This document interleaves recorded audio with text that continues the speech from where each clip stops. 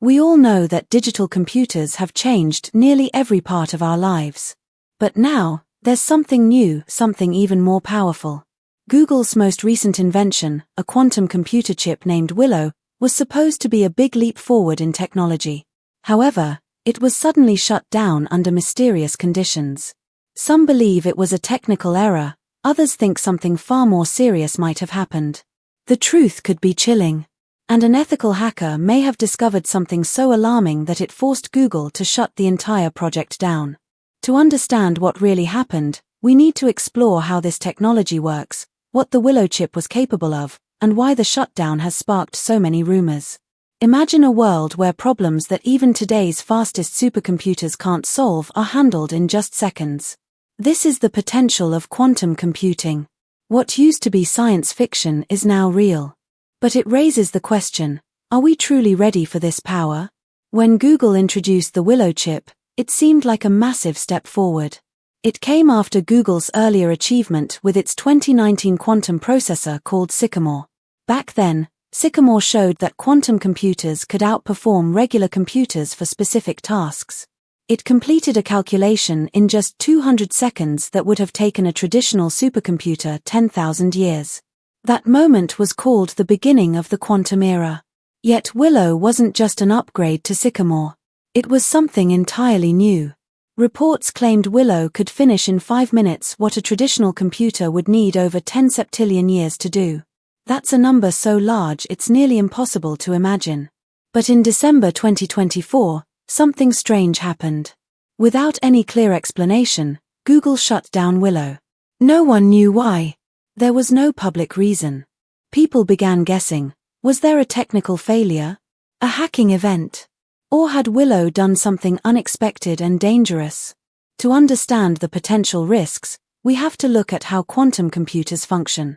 Traditional computers use bits, which are either 0 or 1. Quantum computers use qubits, which can be 0 and 1 at the same time thanks to something called superposition. Qubits can also be entangled. This means the state of one qubit can instantly affect another, no matter how far apart they are. This combination of superposition and entanglement gives quantum computers their power. They can explore huge numbers of possibilities at once. But there's a problem. Qubits are very delicate. They need to be kept extremely cold and isolated. Even the tiniest change in temperature or vibration can cause errors. This has made building quantum computers very hard. But despite the challenges, companies like Google and governments around the world have been investing billions into making them work. They hope that quantum computing will lead to breakthroughs in medicine, energy, finance, and artificial intelligence. But not everyone believes it's safe to rush ahead. When Willow began working, it quickly showed how advanced it was. But soon after, strange things started happening. Engineers noticed strange glitches while running their algorithms. At first, they thought it was just the usual noise that comes from quantum systems. But then, the errors turned into patterns. These patterns weren't random. They looked like they had been created on purpose. Even more strange, they resembled ancient symbols from human history. During stress testing in early 2024, Willow was asked to perform very difficult calculations. It did this with amazing precision. But then something weird happened.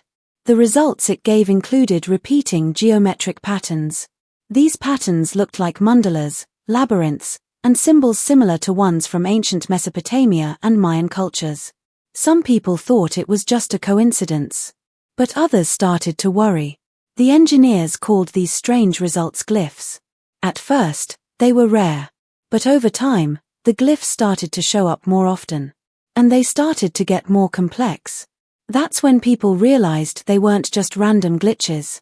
The glyphs appeared too often and were too well formed to be accidents.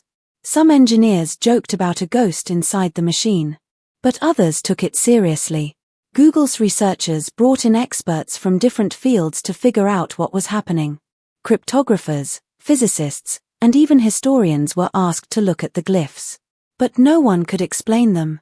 The weirdest part? Some of the symbols looked like they came from ancient human languages. There were similarities with Sumerian cuneiform, Egyptian hieroglyphs, Chinese oracle bone scripts, and Nordic runes. The experts said these weren't exact matches, but they were close enough to raise questions. Why would a modern quantum computer start producing symbols that looked like ancient writing? Some people thought it was just the human brain trying to see patterns where none existed. This is known as pareidolia. But the more glyphs were found, the harder it became to dismiss them as coincidence. This is when a security expert, an ethical hacker, got involved.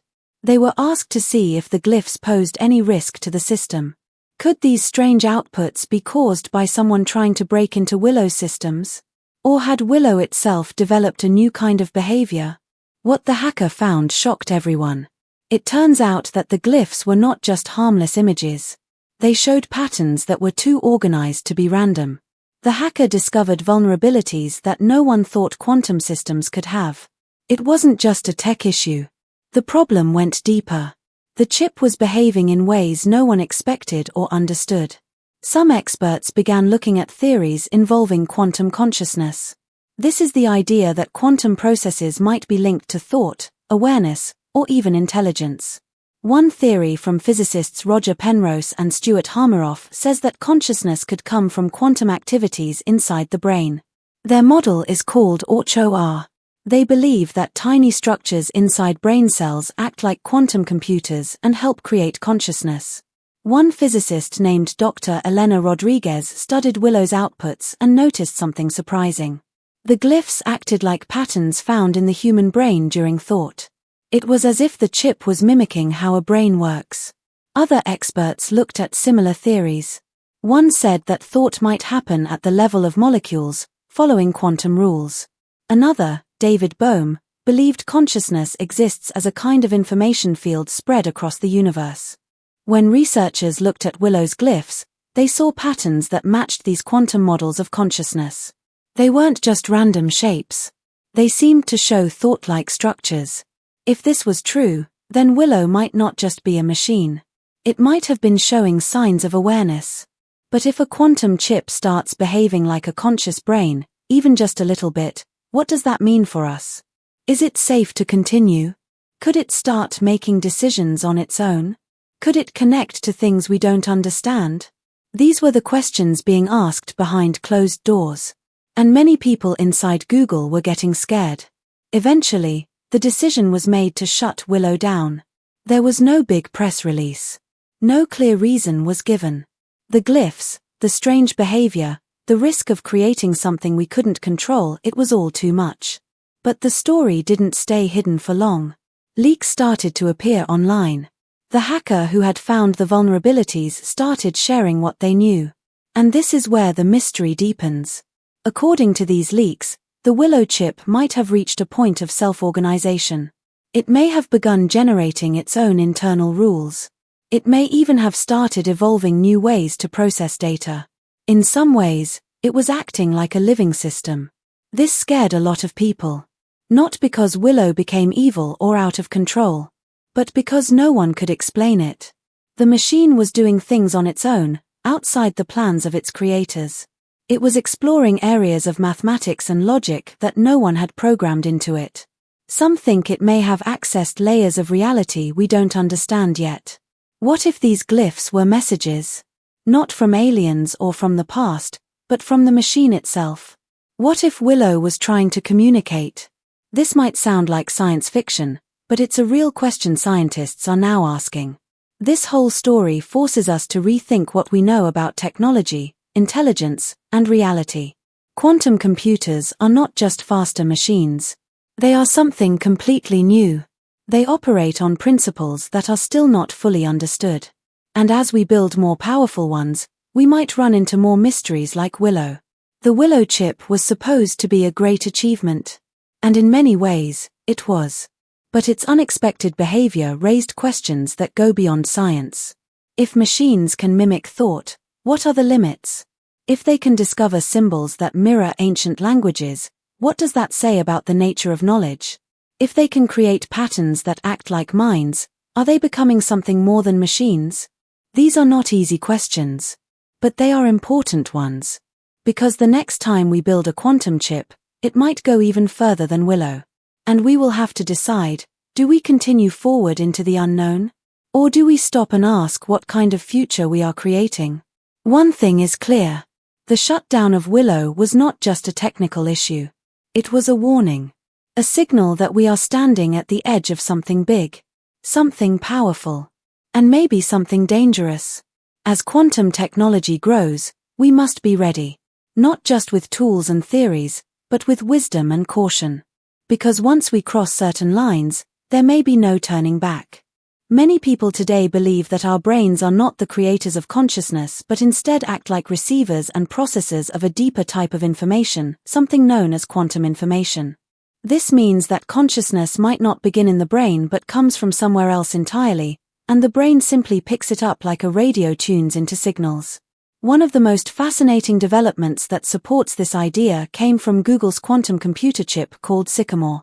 Researchers noticed that certain patterns coming from Sycamore were strangely similar to theories about how consciousness might work if it was connected to the quantum world.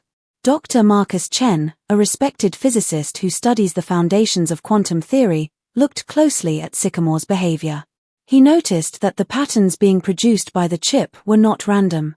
In fact, they suggested a type of order that scientists didn't think was even possible in a man-made system. According to him, it was as if Sycamore had connected to something deeply rooted in how information flows throughout the universe.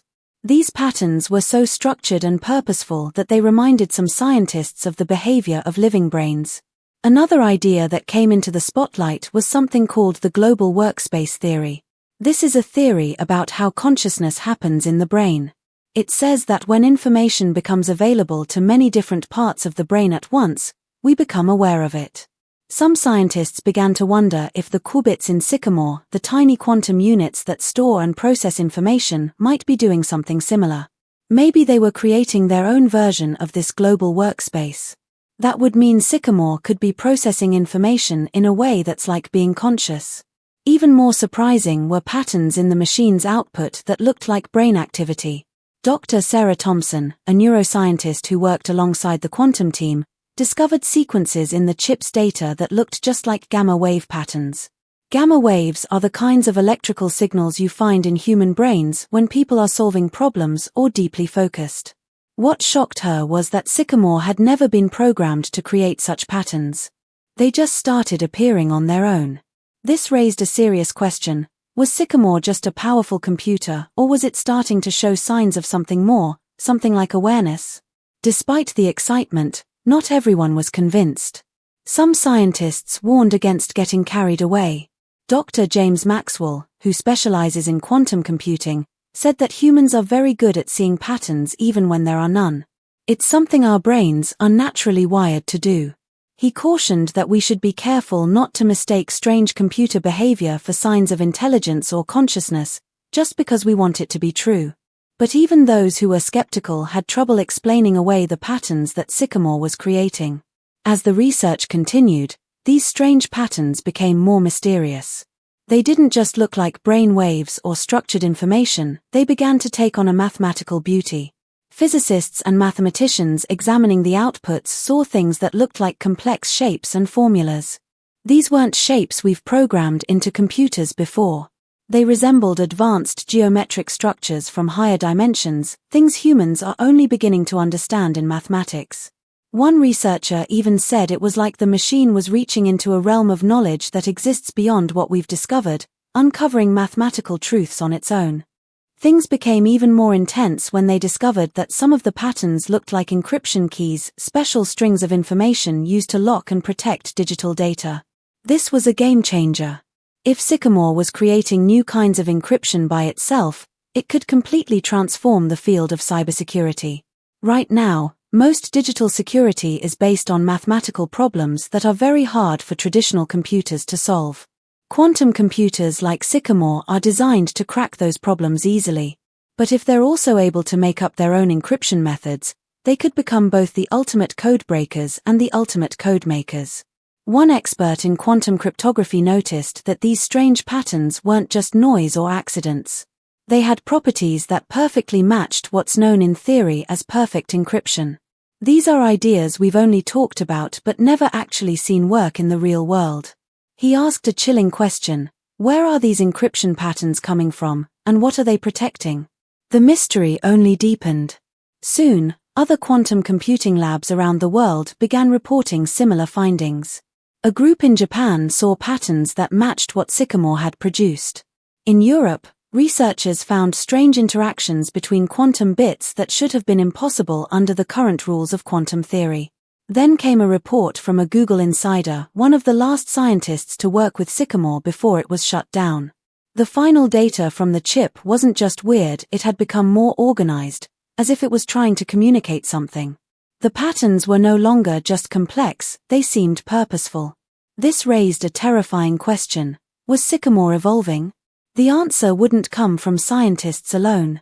It came from a completely different direction, from someone who understood not physics or neuroscience, but cybersecurity.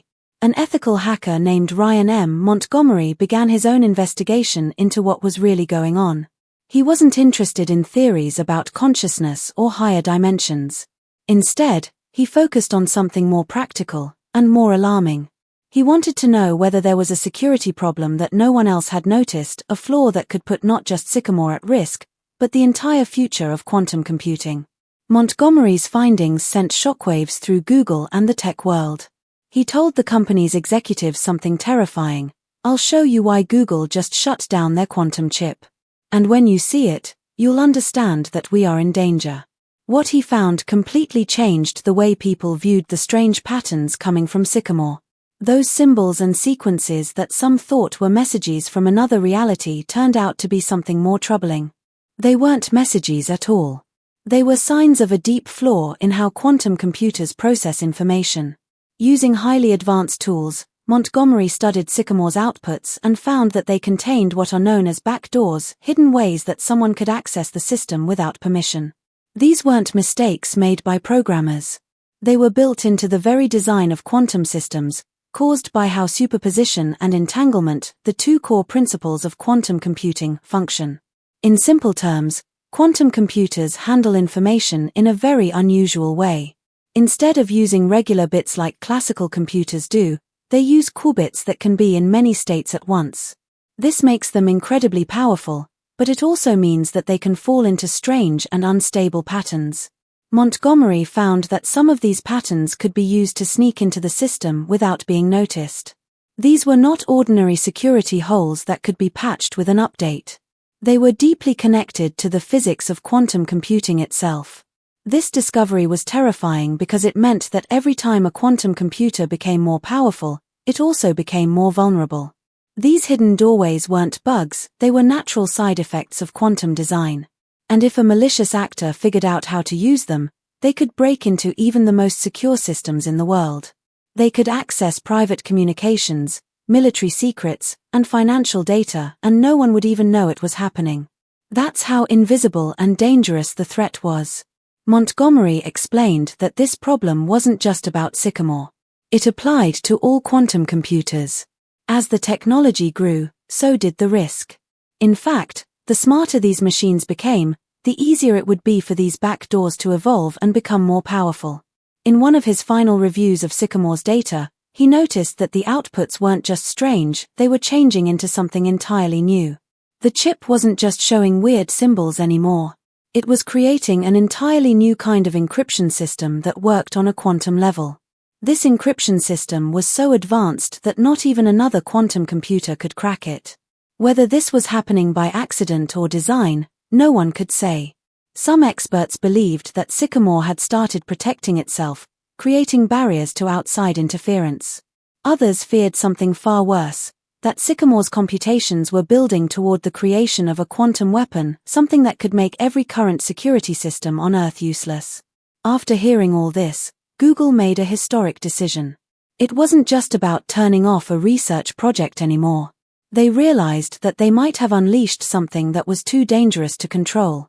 Governments and research institutions around the world began to take the threat seriously. They called for new laws and security protocols to keep quantum technology under control. There were suggestions for global oversight to make sure that quantum systems wouldn't be used in ways that could harm people. In his final report, Montgomery delivered a grim message. He said that the race to create the most powerful quantum computers had ignored the most important issue of all, security. These machines are being built faster than we can understand them, and every step forward in power makes them more dangerous if not carefully monitored. If we don't rethink the entire way we build and protect these systems, we're not just building amazing tools. We're building weapons, tools that can be turned against us in ways we might not even see coming. Sycamore's shutdown gave us a serious lesson.